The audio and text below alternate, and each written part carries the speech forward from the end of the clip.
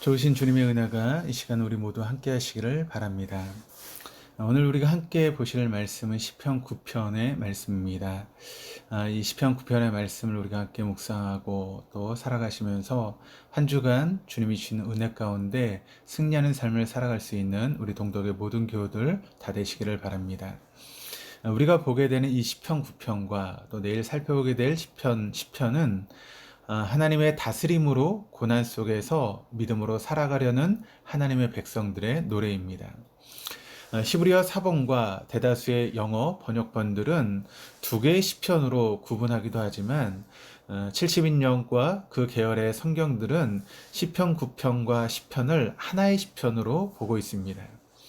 이 두 시편을 그렇게 보는 이유는 시편의 각 이행들의 서두가 히브리어 알파벳의 순서를 따르고 있다는 것이죠. 예를 들어서 우리나라로 이제 따지면 가, 나, 다 그 순서처럼 똑같은 그런 순서를 가지고 이야기를 하고 있고 또 이 두 시편의 공통된 주제와 구절들을 서로 공유하고 있기 때문에 그렇습니다. 시편 9편의 표저에 등장하는 문 라벨은 아직까지 정확한 해석은 이루어지지 않고 있지만 이 시편을 노래할 때 사용할 악기의 연주 주법을 말하는 것으로 생각하고 있습니다. 그 의미로 아들의 죽음에 관하여 또는 여성의 목소리로 등이 아닐까 학자들은 생각을 합니다. 아마도 예상하기는 다윗이 압살롬의 죽음과 또 하나님의 승리케 해주심에 대한 감사 사이에서 일어난 갈등의 감정으로 불려졌던 노래 그렇게 생각하고 있는 것이죠. 시편 기자는 이 첫 서두에서 자신에게 행하신 기이한 일들, 그러니까 쉽게 일어날 수 없는 일들, 그래서 하나님의 역사심이라고 말할 수 있는 일들을 노래하겠다라고 합니다. 그러면서 시편 기자는 세 가지를 말하고 있는데 그 첫째는 4절 말씀을 통해 이렇게 기록을 합니다. 주께서 나의 의와 송사를 변호하셨으며 보좌에 앉으사 의롭게 심판하셨나이다. 둘째는 시편 10절입니다. 여호와여 주의 이름을 아는 자는 주를 의지하오니 이는 주를 찾는 자들을 버리지 아니하심이니이다. 셋째는 19절입니다. 여호와여 일어나사 인생으로 승리를 얻지 못하게 하시며 이방 나라들이 주 앞에서 심판을 받게 하소서. 그런데 이 세 가지가 바로 하나님이 역사하심이라고 지금 시편 기자는 이야기를 하고 있는데 이 세 가지의 고백을 들으면 우리는 고개를 좀 갸웃거리게 됩니다. 도대체 무엇이 하나님의 역사란 말인가? 우리가 성경 속에서 확실하게 하나님이 역사라고 말할 수 있는 그런 사건들이 많이 등장합니다. 예를 들어서 출애굽했던 이스라엘 백성들을 인도했던 구름 기둥이나 불 기둥, 혹은 홍해 가운데 그 홍해를 갈라지게 하시는 초자연적인 역사를 우리는 하나님의 역사라고 이야기를 합니다. 혹은 히스기야처럼 예루살렘을 포기하고 있었던 아수르의 18만 5천 명의 대군이 하루아침에 죽어 극적인 승리를 얻은 것이 바로 하나님의 역사라고 이야기합니다. 또 나아만처럼 죽을 병에 걸렸으나 선지자의 명령에 순종해서 병이 나은 것이 바로 하나님의 역사라고 우리가 이야기할 수 있는 것이죠. 그런데 지금 시편 기자에게 나타나고 있는 하나님의 기이한 일들은 어떻게 우리가 생각할 때 너무나 지극히 평범한 그런 일들입니다. 특별하다고 할 만한 것들이 없어 보이는 그런 일들이라는 것이죠. 그렇다면 시편 기자가 말하는 하나님의 기이한 역사는 무엇이기에 오늘 우리까지 하나님의 기이한 역사로 초대하고 있는지를 우리가 오늘 말씀을 통해서 살펴보겠습니다. 먼저 시편 기자는 4절을 통해서 보여주는 하나님의 일은 하나님이 심판대 위에 앉으셨다는 것입니다. 원수들, 이방 나라들과 시편 기자 사이에서 하나님이 시편 기자의 편을 들어주시며 변호하고 계십니다. 시편 기자에게는 구절처럼 압제당하고 또 환난당하는 자에게 요새로 나타나지만 원수들과 이방 나라에게는 책망과 심판을 내리십니다. 상황은 재판이 이루어지고 있는 재판장입니다. 원수들은 나를 모함하고 저주하며 무너뜨리려고 송사를 걸고 있는 상황에서 재판장 되시는 하나님께서 지금 나의 손을 들어주시는 것입니다. 중요한 것은 하나님의 재판이 어떻게 진행되느냐에 있습니다. 8절에 의하면 하나님의 재판은 공의로 정직으로 심판하고 판결하심을 보여줍니다. 베드로전서 5장 8절 말씀을 보시면 근신하라 깨어라 너희 대적 마귀가 우는 사자같이 두루 다니며 산길자를 찾나니. 그러니까 이런 상황에서 하나님의 보호와 인도를 받기 위해서는 원수가 어떤 모함을 한다 하더라도 우리는 모함과 함정에 걸리지 않을 의의 길을 걸어갈 수밖에 없습니다. 우리 안에 불순종의 마음이 강함을 부정할 수 없습니다. 그러나 심판자 하나님을 믿는다면 우린 정직할 수 있습니다. 편법과 불의를 일관된 삶은 공의의 하나님께 변호를 받을 수 없기 때문에 그러합니다.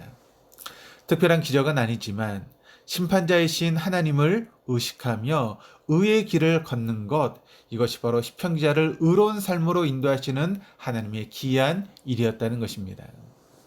그러므로 당장은 손해가 되는 것 같고 어려움이 있는 것 같지만 우리가 의의 길을 걸어가는 것, 그리고 하나님을 의식하면서 그 길을 믿음으로 걸어가는 것, 그것이 바로 하나님의 기이한 역사라고 하는 것을 여러분 믿으시기를 바랍니다.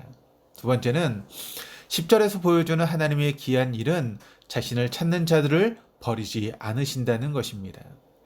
이것은 하나님과 친밀해지는 것을 말하는 것입니다. 늘 하나님을 의지하고 찾으며 여호와를 찬송하고 그의 행사를 선포하는 자, 늘 하나님을 목말라 하는 자를 12절에서는 가난한 자라고 표현하고 있습니다. 그러니까 교만하고 또 교만이 가득으로 채워진 자는 하나님을 찾지 않습니다. 찾을 이유가 없는 것이죠. 모든 것이 풍족하고 여러분 부족한 것 없이 만족스러우니 여러분 굳이 하나님을 찾을 필요가 없다는 것입니다. 그러나 시편 기자는 자신이 매우 가난함을 잘 알고 있습니다.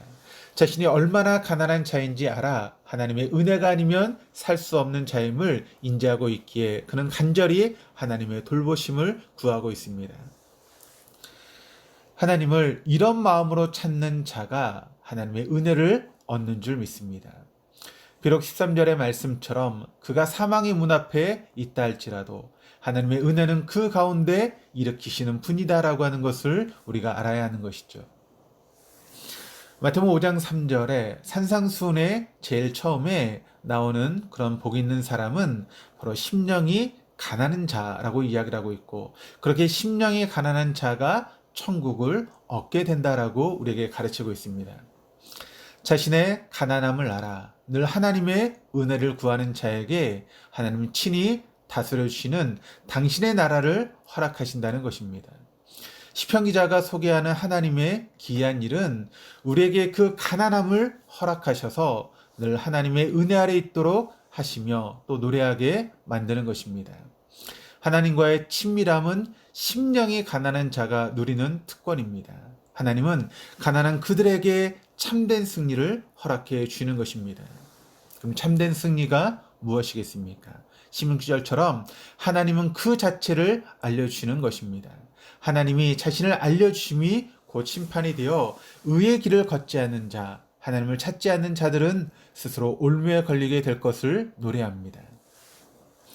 나를 가난하게 하셔서 늘 하나님의 은혜를 구하고 살아가기에 하나님이 현존 앞에서 당당히 설 수 있는 것, 그것이 바로 하나님의 기이한 역사인 줄 믿습니다.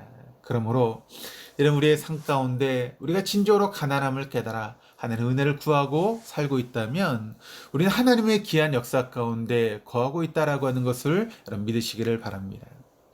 19절에 나타난 하나님의 기이한 일 세 번째는 바로 인생의 연약함을 깨닫는 것입니다.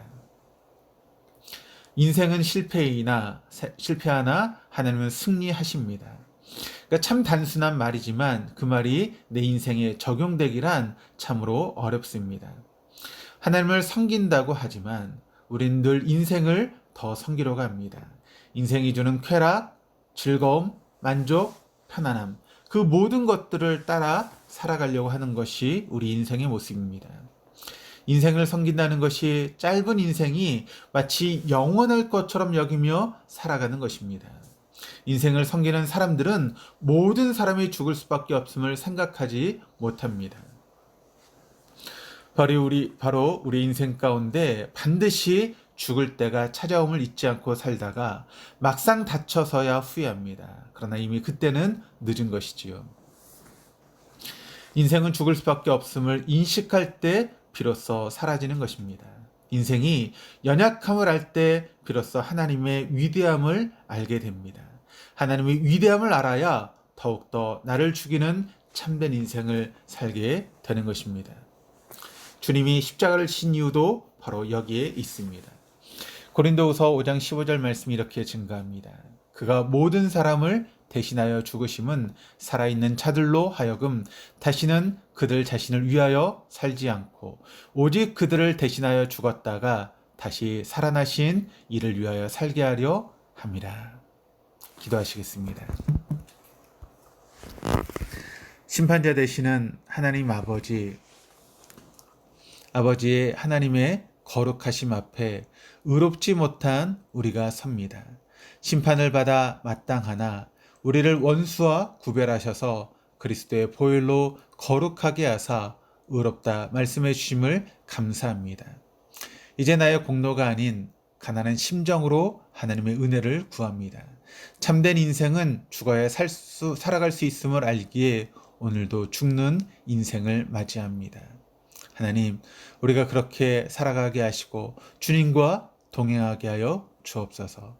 감사드리며 예수 그리스도 이름으로 기도드립니다. 아멘.